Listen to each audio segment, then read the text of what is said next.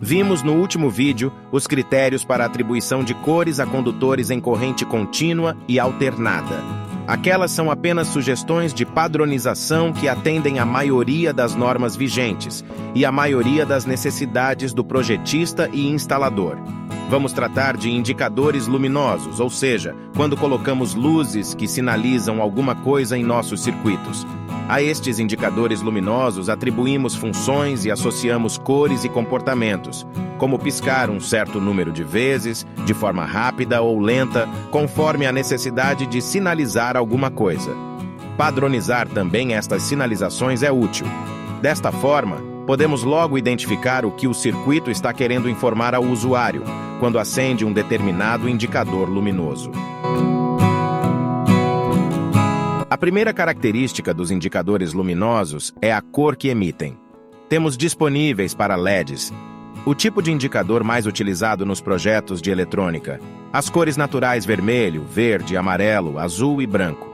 Além das cores naturais, existem cores combinadas como laranja, rosa e, em indicadores com 2 ou 3 cristais emissores, cada um de uma das cores básicas. Todas as combinações de cores intermediárias. Como na tabela 17, as cores naturais possuem objetivos bem definidos. O verde tem como objetivo indicar normalidade, usado para indicar energização, estado, se o acesso está livre, indicar quantidade, pelo número de piscadas, nível ou situação de espera. Não deve ser usado em situações de alarme, atenção ou anormalidades funcionais.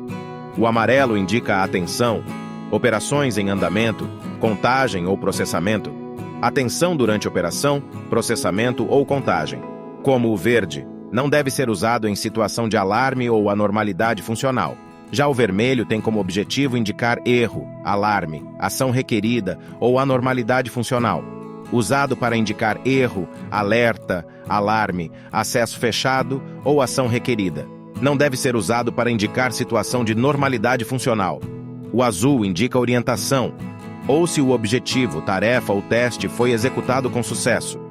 Usado antes ou após execução, requerida a ação do operador. Não deve ser usado quando não for requerida a ação posterior do operador. O branco serve para iluminar, destacar ou apontar dispositivo ou controle ao operador. Usado em iluminação para destacar ou apontar controle ao operador. Não deve ser usado, assim como o verde ou o amarelo em situação de anormalidade funcional. Outra coisa importante é quando utilizar indicadores opacos ou transparentes. Indicadores opacos apagados podem indicar que uma possível situação não foi atingida, pelo fato do indicador estar neste estado. Se for um indicador transparente, não dá para prever em que cor irá acender.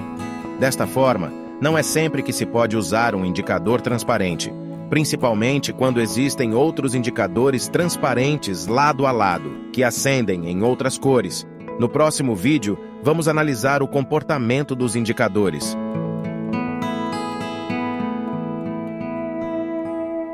O comportamento de um indicador, ou seja, se aceso, apagado, nível de acendimento, ou se piscando, quantas vezes pisca, etc., pode indicar várias coisas. A tabela 18 atribui significados conforme seu comportamento e sua cor. Alguns exemplos. Indica energização quando o indicador verde estiver ligado. Este mesmo, em standby, se estiver piscando. Indica quantidade, quando o indicador verde pisca aquele número de vezes. Indica modo de operação, pelo número de piscadas do amarelo. Indica código de erro, conforme o número de piscadas do indicador em vermelho. Indica diagnóstico executado, se o indicador azul estiver ligado.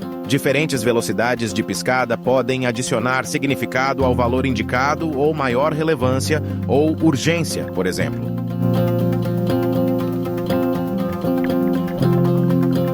Temos um dispositivo, que depois explicarei, usado para dar acesso a registradores internos de um microcontrolador.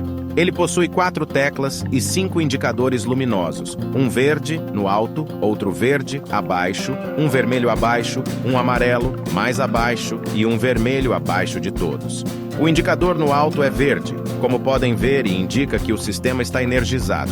Além disso, cada um dos indicadores abaixo possui uma tecla ligada a ele. Quando eu aperto uma tecla, o indicador ao seu lado acende ou acende mais forte, indicando que a tecla está apertada. Apertando qualquer tecla agora, entro no modo de entrada de comandos. O segundo indicador verde acende para me avisar que aguarda comandos. Vou solicitar entrar no modo editor apertando uma certa tecla. Tenho que digitar uma senha, que é uma sequência de teclas que me dá acesso ao editor do sistema. Este editor permite alterar valores dentro de registradores e alterar o comportamento do programa do dispositivo. Veja que o indicador vermelho embaixo acendeu, indicando que estou no modo editor. Este é um alerta, pois posso agora alterar o programa. Uma situação potencialmente desastrosa. No modo editor, eu posso alcançar um dos registradores disponíveis de 1 a 8. Ao apertar o segundo botão, avanço para o próximo registrador. O indicador pisca uma vez, dizendo que estou no registrador número 1. Se eu avançar mais uma posição, ele pisca 2 vezes, indicando que estou no registrador número 2. Apertando a tecla apropriada, o indicador amarelo acende, informando que estou dentro do segundo registrador, e o indicador verde pisca o valor que se encontra lá dentro. Apertando agora o segundo botão, posso aumentar o valor no registrador 2. Assim que faço isso, o indicador pisca o novo número armazenado no registrador ativo. Note que, quando indica o valor no registrador, além do indicador amarelo aceso, o segundo indicador verde pisca mais rápido.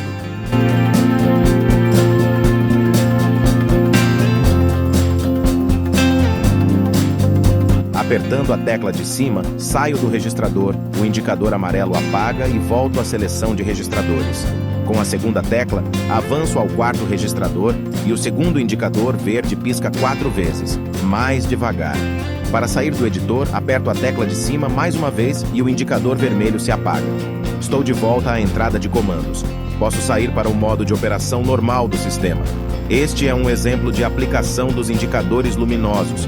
Isto é muito útil em sistemas simples, mas com alguma complexidade operacional. No próximo vídeo, vou mostrar como dimensionar a corrente a passar em um LED e outras características. Não deixe de dar um like. Um abraço e até o próximo.